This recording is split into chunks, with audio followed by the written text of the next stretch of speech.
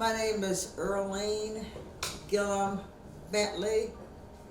I was named after my father. His name was Earl. I'm the oldest of four. I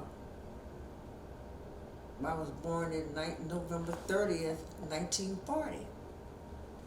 At I was part of this General Hospital in Kansas City, Missouri.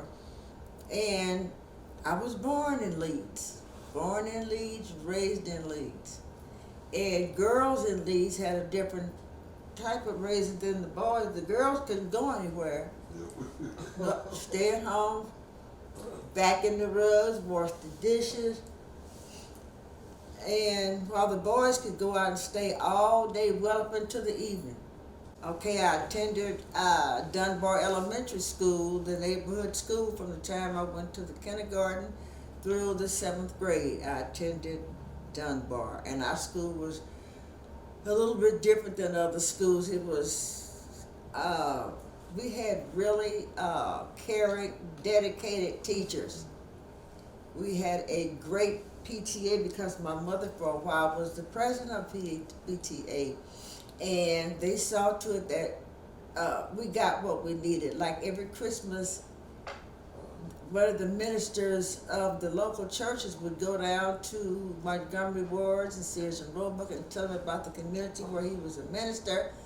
And at Christmas, we would all have all kinds of candy and all kinds of fruit. The stores would send it out there when they found out, we were a poor community. And our preacher was Reverend Johnson, and he didn't have any legs. He had been, as a young man, he had been hit and run over by a train, and so he had no legs.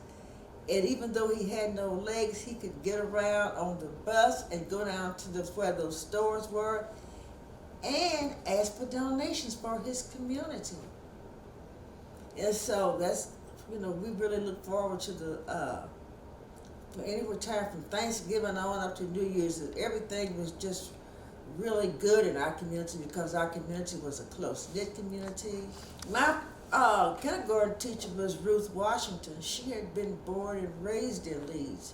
She was my kindergarten teacher, and the thing that I really loved about her, she always smelled so good, and she had this real soothing voice when she would read to us. I used to think, when I got, I'm gonna be a teacher and I'm gonna read like that.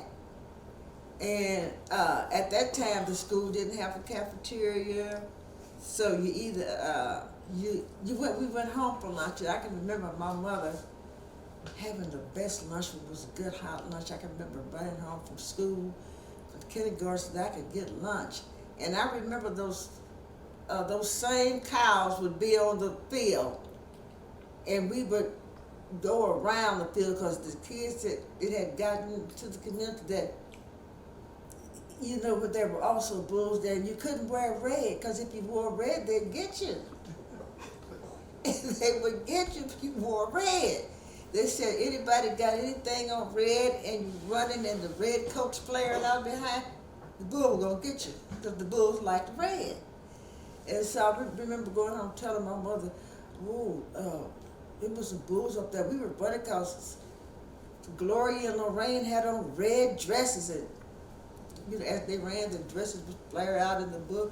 Those bulls weren't thinking about us. They were not thinking about us. So we got used to that. And then there was older people in the neighborhood that lived near the school. And when those old ladies knew what time school was out. And if she didn't see, it was a different way you could go home from school where you wouldn't have to see those old ladies. Miss Sophia Davis lived across the street from the Masons. She sat on the porch. She got up every morning and put on a hat and come out and sat on the porch all day. If she didn't see you between 3:15 and 4, she's calling your mother.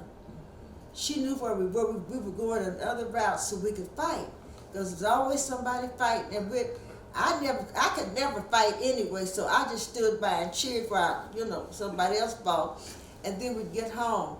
But we didn't tell my mother there was an alternative route for getting home.